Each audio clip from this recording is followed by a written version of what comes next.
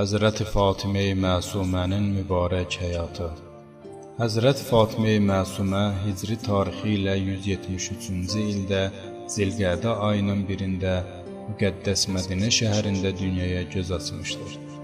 O, Həzrətin atası 7-ci imam Həzrəti Musa Kazım əleyhissalam və anası Nəcmə xatundur.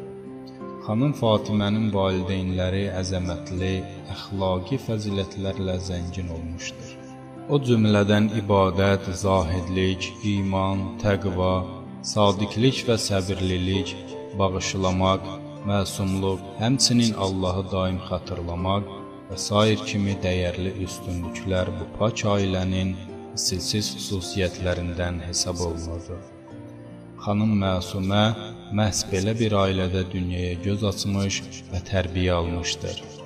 Onun babaları hidayət yolunun günəşləri, peyğəmbərlik və imamət məqamının sahibləri olmuşdur. Xanımın adı Fatimə, məşhur ləqəbi isə Məsumədir. Kərimə-i Əhl-i-Beyt kitabında verilən mötəbər sənədlərə əsasən bu ləqəb ona günahsız və məsum olduğu üçün verilibdir. Digər ləqəbləri isə Tahirə, Həmidə, Rəşidə, Təqiyyə, Nəqiyyə, Mərziyyə və Uxtur Rızadır.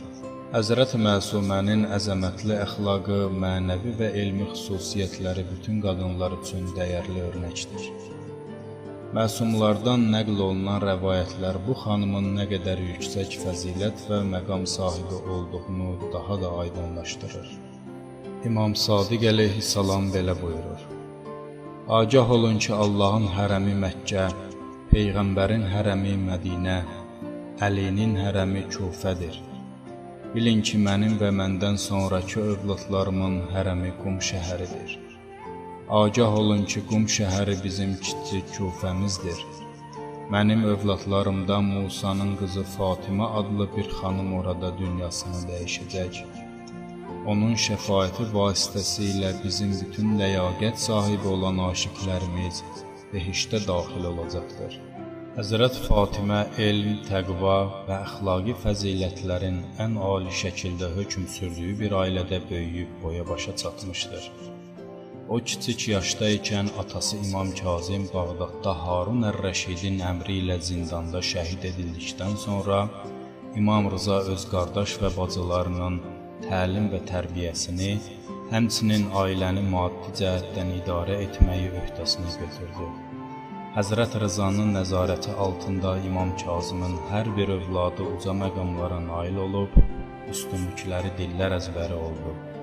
İbn-i Səbbağ Maliki belə nəql edir: İmam Rızadan sonra İmam Kazımın övladları arasında ən elmli və ən əxlaqlısı xanım Məsumədir.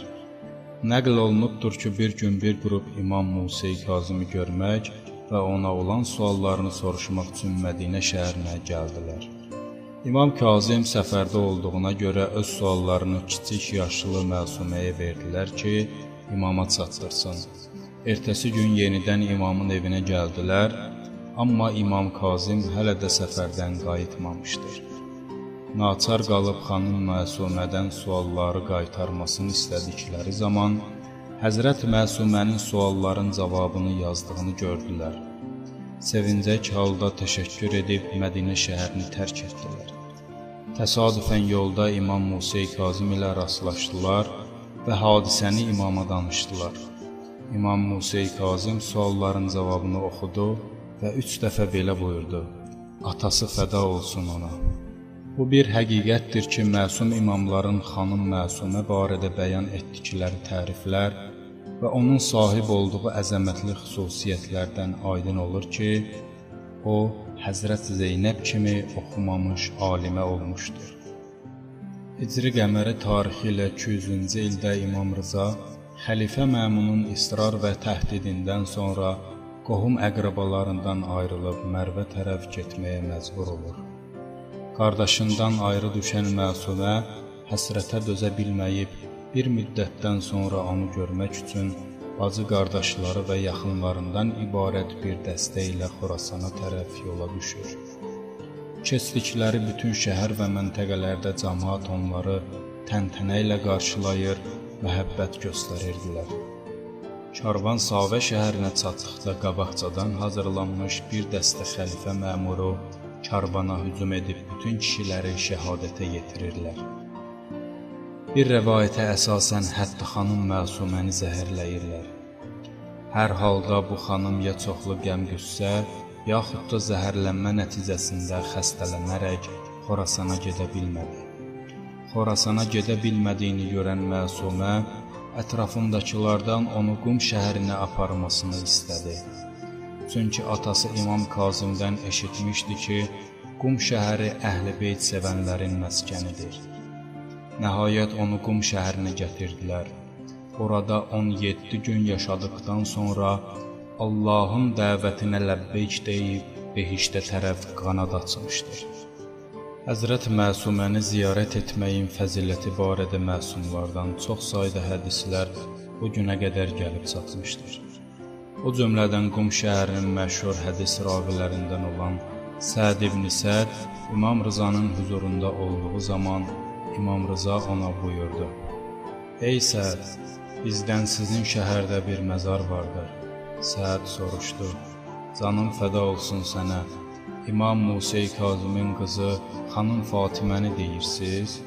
İmam buyurdu: "Bəli, onun məqamı ilə tanıyıb ziyarət edən şəxsə behişt vacib olur."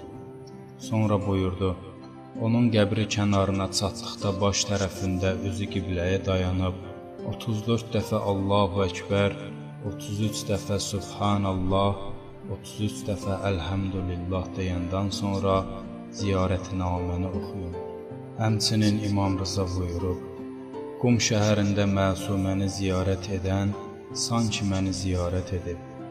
Başqa bir hədisdə İmam Cavad buyurub: "Qum şəhərində bibimin qəbrini ziyarət edən behiştə daxil olar."